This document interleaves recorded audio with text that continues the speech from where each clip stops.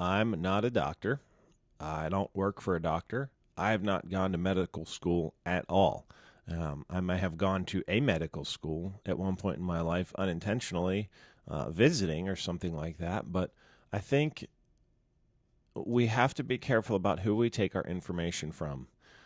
Just because someone's not wearing a white lab coat and isn't getting paid hundreds of thousands of dollars to give you information on what medicines to take, doesn't mean you can't learn from things, something from them, something from them. And if they can't put their words together right in the morning, I get really sad when I see articles about the insulin cost being is over $10,000 a year for some people, and I always like to dig. What's insulin? What does it do? What is its purpose? Insulin is a transportation hormone. I'll call it a transportation hormone. When you eat a carbohydrate, your blood sugar raises, insulin comes through and transports all of that excess stores it as glycogen, that glucose from your blood, and stores it as glycogen. Insulin is like the little key that unlocks those cells and deposits it. So insulin is basically a tool, all right? There's two essential macronutrients. There's essential amino acids, that's your protein, and there's essential fatty acids. That is your essential fatty acids like omega-3s, things like that. There is no such thing as an essential carbohydrate, zero. Does that mean you can't eat carbohydrates? No, you can eat carbohydrates. Carbohydrates are a tool, okay?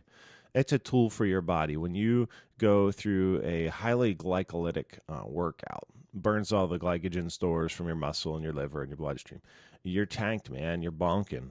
Your body needs to refill those glycogen stores. They are there for a reason. It will do that with you thought the video froze, huh? No, it will do that. It will break down amino acids and do that. It will break down proteins. It will break down muscle mass to do that in the absence of ingested carbohydrates. It will also do that using carbohydrates, using the tool that you are choosing to give your body, okay?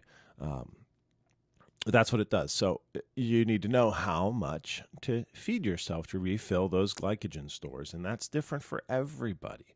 That would be a way to use carbohydrates as a tool. So there, we're about, I don't know, there's so much more I'd like to say, but I do want to keep these short. Maybe I'll do a part 2 tomorrow, but I'm going to include a link in the bottom of this video in the information section about 13 ways to prevent diabetes. Yes. The first one is cutting sugar and refined carbohydrates from your diet, because those you'd be using a tool when you don't need a tool, okay? And if your glycogen stores are always full because you don't exercise, but you're constantly consuming carbohydrates, all of those excess carbohydrates get stored as fat. And eventually you're going to need more and more and more insulin to unlock those cells for fat distribution, which leads to type 2 diabetes. So think about it, all right? There's ways out there to control how much insulin your body needs to use. Type 1, whole different story. That's not my arena, okay? Anyway, have a great day. Talk to you later.